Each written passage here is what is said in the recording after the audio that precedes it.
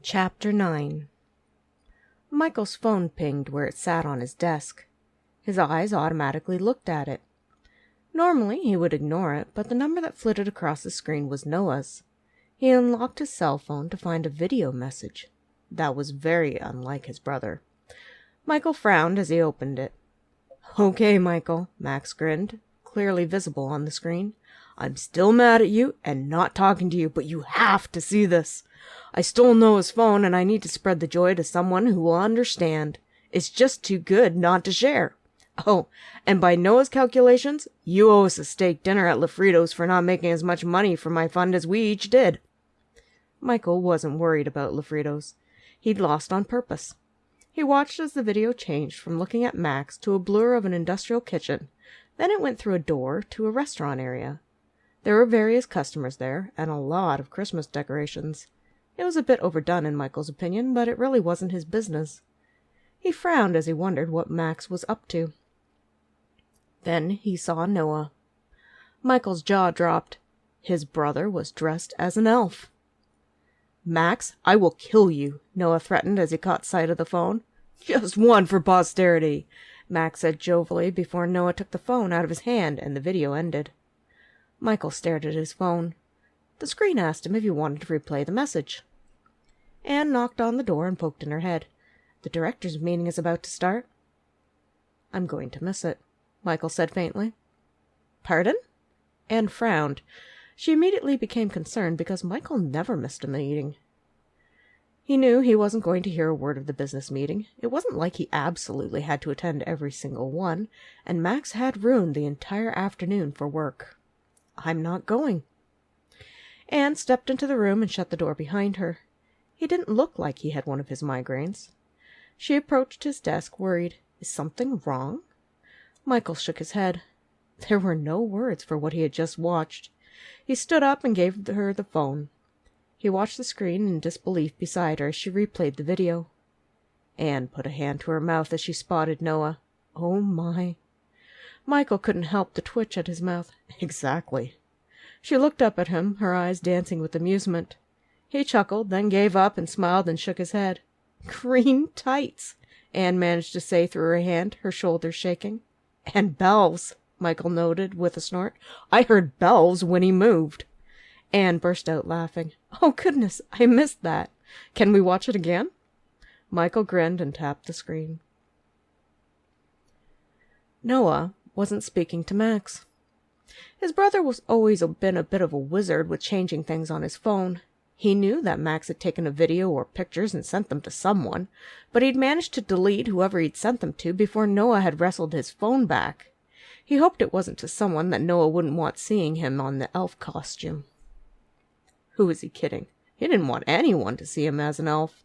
It was humiliating to wear the costume. Fortunately, it came with a pair of shorts, so he didn't feel like those ballet dancers who were showing off a little much for Noah's comfort. Noah tried not to scowl at the customers. Elle had put up a poll for the patrons to vote on who was the best elf. She was trying to spread some Christmas cheer. Noah wondered if these elderly folks who insisted on voting weren't a little perverse. They had him in the lead for sexy legs. Noah felt this can be construed as harassment in a court of law, but since he was only going to be here for a week, he didn't really care. He would care even less if Max weren't happily pointing out the fact to him when he could. Part of his mood was a heavy diamond ring he was carrying around. It loomed in his coat pocket like a lifetime prison sentence. He shouldn't feel this way about Beth. She was a good friend. She didn't deserve his feelings of resentment. She was blameless in all this, a pawn in his father's game. He'd bought the ring without really thinking, just putting down his gold card and letting the clerk grab something in the right size. He knew if he'd been shopping for Elle, he would have put a lot more thought into it. He also was going to miss Elle like crazy. Somewhere in buying a ring, he knew he'd rather be marrying her. He was about to lose out on the love of his life. He hoped Michael appreciated the effort. Not that Noah would ever tell him about his sacrifice on his brother's behalf. He didn't want Michael feeling guilty for something that wasn't in his control. Noah didn't blame his brother. He blamed his father. Noah tried to be pleasant. He forced himself to smile. He avoided Elle as much as possible. Noah knew he was hurting her, but it would hurt her a lot more if he led her on and left her in the end. He told himself that he would be glad to be done. It was his last shift at the diner, and then the holidays would be here. Afterward he would return to his regular life. He looked around the cheery kitchen with all its Christmas splendor and felt a moment of sadness. He was going to miss the overdone, even cheesiness of it all. He suspected Beth would have much more understated taste in Christmas decorations. At the end of the night, after cleaning up, Elle pulled out the apple cider and the staff gathered around. They would have a couple of days off for the holidays before returning to work. Elle's parents were due to arrive home for Christmas, and she had assured Max that they would want to keep him on hand for as long as he would be able to spare his time away from his other seasonal job with the demolition company. "Tonight is Noah's last night with us." Elle passed out cups of apple cider to the staff.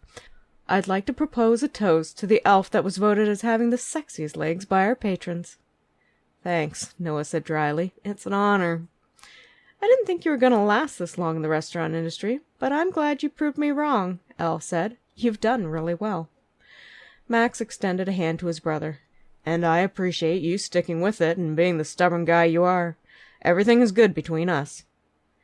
"I knew it was, but I appreciate you saying it." Noah shook Max's hand. Ramos said something and grinned. "What?" Noah asked. "He says if you get bored of your other job, you can always come back." Polly put an arm around Aurora. "Come and visit sometime, okay?" Aurora asked. "I will," Noah lied. He would miss them all. "You've all been really amazing, and I really do thank you for everything you've done for me. You taught me a lot." "Cheers to that." Polly smiled, and they all clinked the mugs before having a drink. "This is good," Max remarked. "But it's better with this." Polly reached under the counter and set a bottle of whiskey down. "Pour me one." Noah offered his mug. They all lined up their mugs for a splash in their cider, which Polly happily did. "It is better," Elle conceded. She turned up the Christmas music on the radio. "Thank you, everyone, for making this a wonderful Christmas season for the restaurant and all our customers. You did a great job." They talked about their holiday plans. Ramos had Christmas for 20 going on, and they all agreed he was very brave. Aurora and Polly would be celebrating together. Max would be spending Christmas with Elle's family, and would bother Noah at some point over the holidays. Noah was going to his parents. They chatted amicably until eventually Ramos had to go. Max gave Noah his new phone number and a hug. "You need anything, you let me know." "Same to you," Noah replied.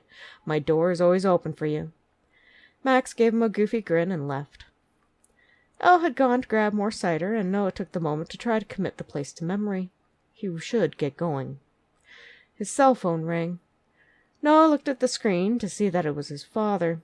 He thought about declining the call for a moment, but it would just delay the inevitable. He put the phone to his ear. "What?" "Tonight's the night." "Pardon?" Noah's breath hitched in his throat. "You've got the ring? Now go declare your undying love and get the girl," David said. "Not tonight," Noah said firmly. "I'm busy." "I don't think I heard you correctly," David said sharply. "Tomorrow night. I'll do it then." Noah hung up. Noah looked at Aurora and Polly, dancing in each other's arms to the cheesy Christmas music. He wanted to memorize this moment and just ignore his father. "Who's that?" Elle asked as she set the jug on the counter. "Another cup?" "No, thanks." Noah set down his mug. The magic was gone, soured by his father. "Elle, I want to thank you for all your help with Max. I really appreciate you letting me work here to repair our relationship." "This sounds like goodbye," Elle said. "It is." Noah wasn't going to lie about this. It wouldn't be fair to Elle to lie. "What if I don't want it to be?" Elle questioned. "I let you dodge me for the past week, but I'm tired of letting you just avoid this. I deserve better." She did deserve better. Noah held out a hand. He was going to regret this, but he wanted to prolong the moment. "Can I have this dance?" Elle hesitated a moment, but put her hand in his. "This doesn't get you out of an explanation." There was no explanation that was going to satisfy Elle, he instinctively knew. Noah gently took her in his arms, and they began to sway to the music. He held her close and breathed in her perfume. He was glad that she chose not to talk. He didn't have any answers for her. When the song ended, Noah cradled her face in his hands, gave her a single kiss, and did the hardest thing he ever had to do. He walked away. Noah felt trepidation as he waited for Beth. He had the ring in his pocket and a deadline looming over his head. He knew his dad had someone watching and reporting back to him. It wasn't a pleasant feeling. He wasn't sure about his chances of success. Somehow, he knew that failure really wasn't an option. He couldn't do the usual professions of love. First, he wasn't in love with her, and he was pretty sure Beth would see through that sort of lie. He was going to have to handle this delicately, and that wasn't a quality he really had. They were out doing something as mundane as Christmas shopping. She was at the till, finishing paying for a purchase that would be a present for her mother. Noah supposed he'd better get on his shopping for the Searson family. He would also need to get Beth a gift. He really didn't know what she would prefer. He fingered an ornament as Bethany came up to him, threading her arm through his. Noah gave her an absent smile, and they began walking along the shops. "You've been on edge all evening," Bethany remarked. "Is something going on?"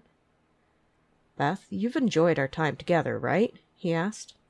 "Yes." She gave him a confused smile, wondering what he was going to say. "I've been thinking that we should move our relationship to something a little more permanent," Noah said. "You mean like boyfriend and girlfriend?" Bethany asked. She tilted her head to look at him. "Honestly, Noah, I was wondering all night if you were going to break off our friendship." Noah looked at her in confusion. "Break off our friendship?" "Yes. It seems like there's something going on between you and Elle," Bethany pressed gently. "If that's the case, you need to let me know." "There's nothing going on between Elle and I," Noah stated firmly. It was probably the biggest lie he had told so far. "In fact, I was actually going to propose to you." "Pardon?" She looked a little shocked. "You agreed that we would be friends and get to know each other." "We have been getting to know each other." Noah ran a hand through his hair. He knew he was messing this up, bungling the whole proposal. "I feel comfortable with you. We have a good time together. We are friends, and I think we could have a good future together." Bethany drew her brows together in a perplexed frown. "Doesn't that seem a little fast?" "What's fast for some people could be fine for us," Noah forced a smile. "If we know what we want, then why shouldn't we act on it?" "Is this what you want?" she inquired. "Yes," Noah lied firmly. He pulled out the ring box. It was now or never. He got down on one knee. "Bethany, would you do me the honor of becoming my wife?" She gave him a searching look, and for a moment Noah thought she was going to decline him. A fissure of panic laced itself down his spine. This was for Michael, he reminded himself. "Please, Beth?" he asked. She gave a slow nod. "Yes." He smiled in relief and slid the ring onto her finger. It was a perfect fit. It was also large and a little gaudy. She looked at it in surprise. "If you don't like it, we can go and pick something out together." "No," Bethany said. "It's what you picked out for me, and I'm honored to wear it." Noah felt a prick of guilt that since he hadn't actually really given the ring any thought other than to buy it. He embraced Beth and gave her a kiss. It was pleasant, but not much else. "I have one request, though." She straightened his tie and looked at him. "Anything," Noah promised. He was just happy that she had said yes. It meant that he wouldn't have to argue with Dad about this. "I'd like a long engagement," Bethany requested. "I'd like that, too," Noah said truthfully. He hoped his dad would back off and allow them that. He gave her another kiss before carrying her packages so that they could get her Christmas shopping done. He asked her advice on what to get her parents and brother, so that most of his shopping would get done too. Noah took a breath. He was engaged. He should have felt happy. He hoped Beth felt happy as much as she was able. Noah smiled down at her and listened as she discussed what interested her mom and dad for hobbies and ideas of what he could get them. Noah firmly shoved the thought of Elle out of his head. She had no place in his life any more.